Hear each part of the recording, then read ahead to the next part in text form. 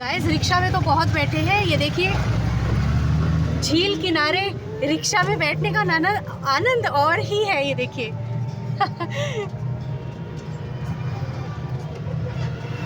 ये है नैनीताल की झील और मैं बैठी हूँ ऑटो रिक्शा में।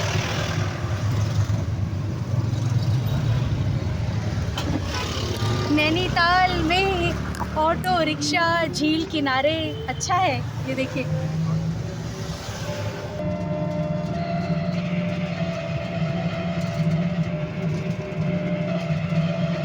अभी सुबह के बजे हैं अराउंड 10 और आज है 14 मार्च 2026 सैटरडे।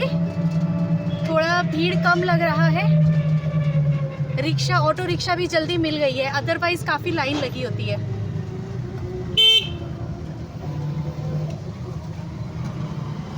सुहाना सफ़र